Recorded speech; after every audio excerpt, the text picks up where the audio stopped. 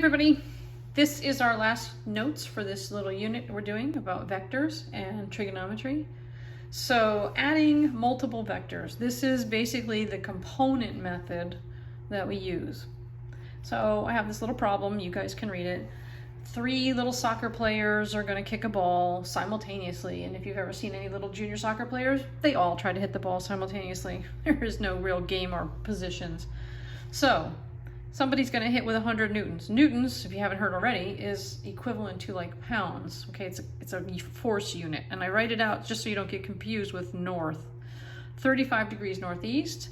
Player B is going to hit straight north, so these two are on the same team, and C is on the other side trying to hit against them, aiming southwest. So we want to know which way it's going to go. Exactly.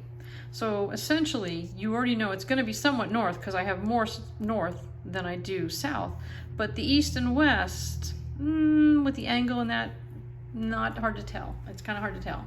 So this is called, I call this the 3-step method, and the first thing is called resolve the vectors. Okay, resolve means to find the x and y components. So these are the directions. We're going to draw a sketch of each to make it into a right triangle, if it needs a triangle. Draw the rise and run to find x and y. So let's remind the compass rose. North, south, east, west. Okay. If I'm touching the x-axis, remember this is x, this is negative x, it's also 0 degrees, this is 180 degrees, we have all those. This section is called northeast. This section is called east of north. Okay, if it touches the x, this is going to be southeast. This one would be southwest. This would be northwest. This would be west of north. West of south. It's not about how big it is, it's about where it is. I've given you all normal directions, so they will all be with the x-axis. Okay, so 100 newtons, 35 degrees northeast. Northeast arrow points up to the right, so I'm going to just sketch it. There is no accuracy in how long we've drawn this, okay? Its magnitude is 100 newtons.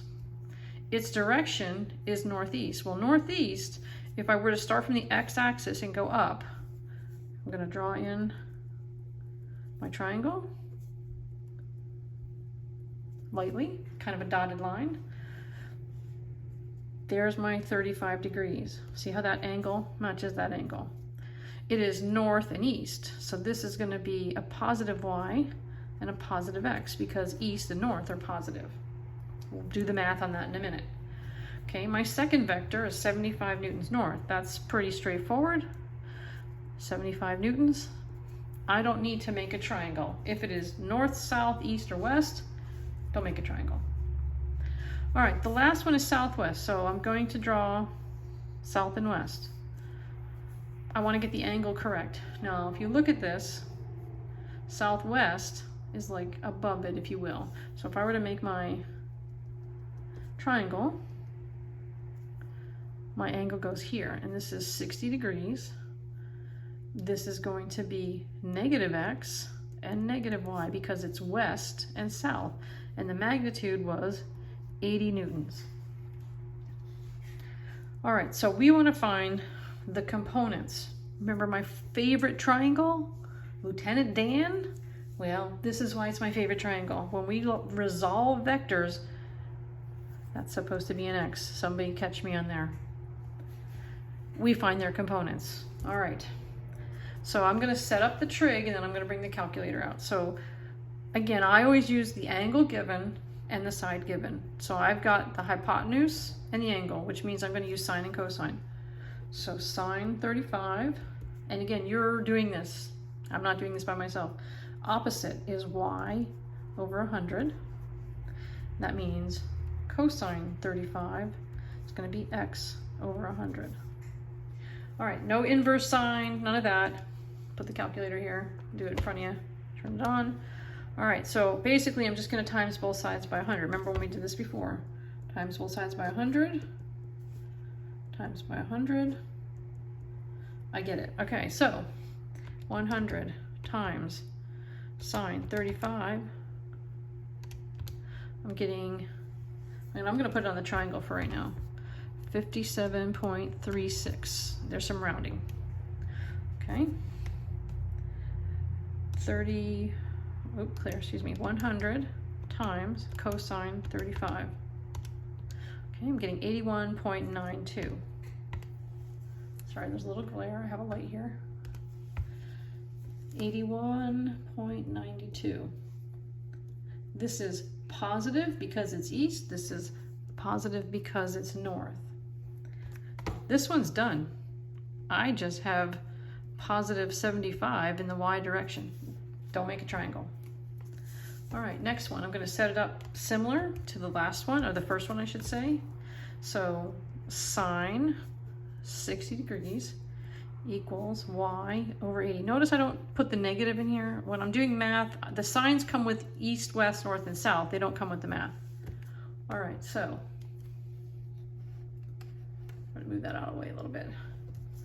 All right, 80 times sine 60. There we go. I'm getting 69.28. Cosine 60 equals x over 80. Remember, cosine is adjacent, sine is opposite. So 80 times cosine 60 is 40. Okay, that's just step one. I'm going to clear this out. Okay, step one, find all the x's, all the components. Remember, wests and east are going to cancel, norths and souths are going to cancel. Not totally, unless they're the same number. All right, we're going to continue to the next page. So next, kind of overlap these a little bit. I have to add the x and y components for each vector. In other words, I'm going to make a little chart. So I'm going to move these up out of the way. You should have them on your paper. This is all this step 2 is. This is x, this is y. All right, for the first one, let's see. I had an x of 81.92 and it was positive. Do you have to always write positive? No, but I'm trying to keep track. The y was 57.36.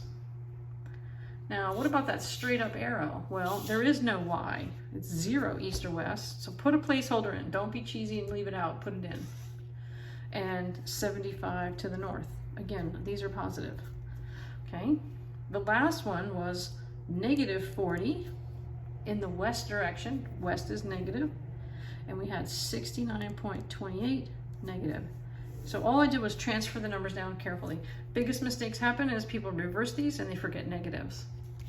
All right, so let's just do this up. Okay, so I have negative 81.92, excuse me, clear, 81.92 minus 40, you can do that in your head, 41.92, it's positive. Well, in the x direction, that means east. Okay, you can just go back to the compass rose. Okay, all right, let's do it. I have 57.36 plus 75 minus 69.28.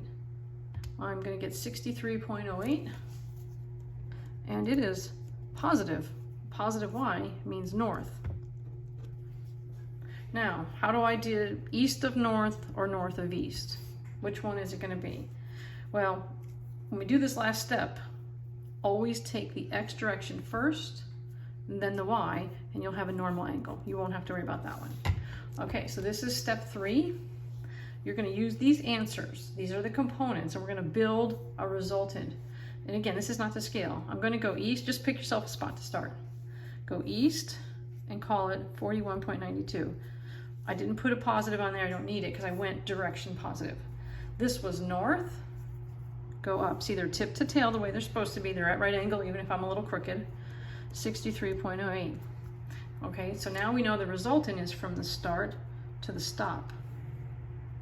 And here's my angle.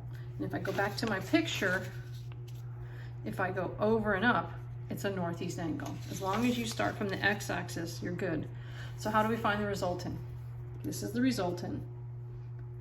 And this would be the angle. Remember, a resultant has to have a magnitude. That's the hypotenuse, and the direction. So it's going to be something newtons, because we know the unit, at some degrees, but guess what? We already know it's northeast. These are multi-spot answers. All right, so how do we find the hypotenuse? Pythagorean theorem. Let's just do it. So I have 41.92 squared plus 63.08 squared equals, so I have that, so I'm going to take the square root. So I don't have to type it in. I go second square root, second answer. Down at the bottom, I should put that up there. Answer is here, and enter. So you don't have to. So I'm getting 75.74. So it's 75.74 newtons at. So everything here is calculated, but I'm going to use these two in case I mess that one up. And if I have an angle here, I have an opposite and adjacent, so I'm going to use tangent. Okay, so the way we do this, we go tan minus 1, opposite 63.08 over 41.92 equals, and that'll be our theta. All right, let's do it. Second tan 63.08 divided by 41.92 parentheses, so, and there's my angle. I'm getting 56, let me move that, sorry, 0.39 degrees. Those are the directions for one problem. Okay, compass rose, find the x's and y's. This is just an organizing step and watching the signs. And then this is taking those last two where everything's either canceled out or not, drawing a tip to tail right triangle, finding the end resultant. All right, so this is how I know if you watch the video. I'm going to give you this problem. I'm going to leave it up here for a few minutes, actually maybe just 2 minutes, to have enough time to copy it down. And it does say step 3 down here. You can add that. I know it won't all fit, but I'm going to leave the problem. So you need to complete this problem using your notes. It says a boat travels 25 meters per second, that's just a velocity, east, across a body of water, and encounters a headwind. So what's a headwind? What's the opposite of east when the headwind? If you're riding your bike and you encounter a headwind, it's coming straight at you. So put that in there. If it's a headwind, it's coming at you. What's the opposite of east? It must be a west wind. We also have to factor in the water. The current is 10 meters per second at 45. So you have 3 vectors. You have an east, you're going to have a west, and you're going to have a southwest. Step 1, draw those 3 arrows straight out, like I did. Flashback again. Okay. Make the little chart with the x and y, and then put them together. So I'm going to leave this up for a few more seconds. You certainly are welcome to pause it, to look at the problem, to write it down. You need to complete this problem. And I'm giving 50 more seconds for you to see it. And of course you could rewind. Vectors are really important, so I'm going to talk while you copy and finish this, getting set up this problem. If you are a pilot, one of the first things you learn about are vectors. When you fly a plane, there's 4 really important vectors. You have the weight of the plane that pushes down. When you get flying, you have lift from the wings. What makes you go forward? Well, the thrusters, okay? They push back as you move forward, but as you move forward into the air, you encounter resistance and drag. That's a really good example of some vectors working on an object. Sailboats work very similar. All right, good luck with the problem. We'll be checking it soon.